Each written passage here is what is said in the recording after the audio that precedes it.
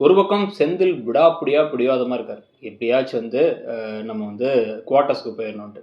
இன்னொரு பக்கம் இந்த சுகன்யாவுக்கு அவங்க பக்கத்துல சின்னதா ஒரு நியாயமும் இருக்கு. நம்மளுடைய கணவர் மட்டும் வந்து ரொம்ப ஒழுங்கா நடத்தப்படலன்னு அவங்க யோசிக்கிறாங்க. ஸோ ஆனா அவங்க என்ன நினைக்கிறாங்கன்னா, அந்த வீட்ல அது கேஷுவலா அப்படிதான் பழகியிருக்காங்க. ஆனா வந்து அது சரியில்லன்னு இவங்களுக்கு தோணுது. அதுல வரக்கூடிய பிரச்சனைகள் ஒரு பக்கம்னா, இன்னொரு பக்கம் தங்கமயில் குடும்பம் மாரி ஒரு ஃப்ராடு குடும்பம். அதுங்க பண்றதும், அதுங்களுக்கு தங்கமயில் வந்து சப்போர்ட் பண்றதும், தங்கமயில் தான் பொய்கள இன்னும் மறைச்சுக்கிட்டு இருக்கிறதும் பல விஷயங்கள் இருக்கு. என்னைக்கு மாட்ட போறாங்கங்கிறத பார்க்கலாம்.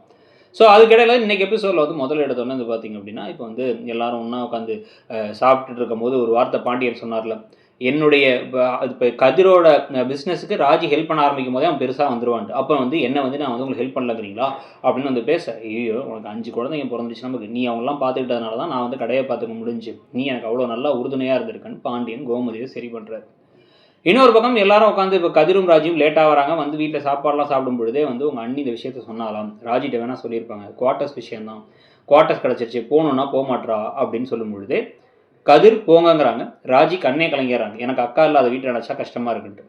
உடனே வீக்கெண்ட் மட்டும் இங்க வந்துக்கலாம்னா, அதெல்லாம் வேணாம். நான் ஏன் தனியா இருந்துட்டு வெறும் டிவிய பார்த்துட்டு இருக்கணும். இங்க நான் வந்து தோணுச்சுன்னா ராஜிட்ட பேசுவேன். வாசல்ல உட்காந்துருப்பேன். அதுக்கப்புறம் உட்காந்து அத்தைட்ட பேசுவேன். ஹெல்ப் பண்ணுவேன். நல்லாருக்கும். நான் இங்க தான் இருப்பேங்கிறாங்க மீனா. போங்களேன், போங்களேன்னு திருப்பி திருப்பி கதிரும், செதிலும் பேசிட்டு இருக்கும்போது, வாய்ப்பே இல்லைங்கிறத மீனா ஸ்ட்ராங்கா சொல்லிர்றாங்க.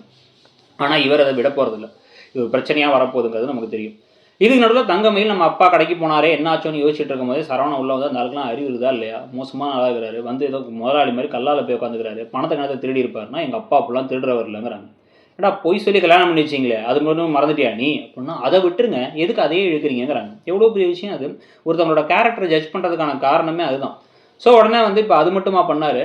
நாளே வந்த இடத்துல வந்து வேகமாக வந்து வீட்டுக்கு தேவையான எல்லா மளிகை ஜாமானையும் அள்ளி போட்டு எடுத்து போயிட்டு இருக்காரு அப்படின்னா, என்ன சொல்கிறீங்க அப்படிங்கிறாங்க. இதுதான் நடந்துச்சு அப்படின்னு சொன்னால் வந்து ஏதோ கடை தானே நம்ம கூட கடை தானேன்னு உரிமையில் எடுத்திருப்பாங்க, நம்ம சம்மந்தி கடைன்னு அப்படின்னா வெக்கமாகவே இல்லையா அப்படின்னா வந்து இல்லை நாங்களாம் மளிகை கடை வச்சுனா உங்களுக்கு மாதம் மாதம் நாங்களே கொடுத்துருப்போங்கிறாங்க. நாங்கள் அப்படிலாம் கேட்டு ஆசைப்படுறவங்க இல்லை. உங்கள் அப்பா எடுத்தது ரொம்ப தப்பு. இதை நான் பார்த்துட்டு பொறுமையாக இருக்க மாட்டேன். ஒரு நாள் கடுப்பாயிடும். நான் நாளைக்கு உங்கள் அப்பா வேலைக்கு வரக்கூடாது, நீ போய் சொல்லிடுங்கிறாங்க. சரிங்கிறாங்க தங்கமயில். ஆனால் அதுக்கு பதிலாக அவங்க கடைக்கு வேலைக்கு போக போகிறாங்க. அங்கே ஒரு பிரச்சனையாகி வெடிச்சு என்னைக்கு உண்மை தெரிய போகுதுங்கிறத பார்க்கணும். கணக்கில் 500 இடிக்கிறது, அடுத்த நாள் 1000 இடிக்கிறதுன்னு அது எப்படி போக போகுதுங்கிறத பார்க்கலாம். இதுக்கிடையில் கோமதி ஒழுங்காக சாப்பிடணும்னு பழனிவேல் தன்னுடைய பாசத்தை காமிச்சிட்டு இருக்கும்போதே பழனிவேலும் சாப்பிட்டுட்டு இருக்காரு. அவர் சீக்கிரமாக போகலாம், கடையில் வந்து அரிசி மூட்டை வந்துருச்சு, தூக்கி இறக்கி வைக்கணும்னு பாண்டியன் கூப்பிடுறாரு.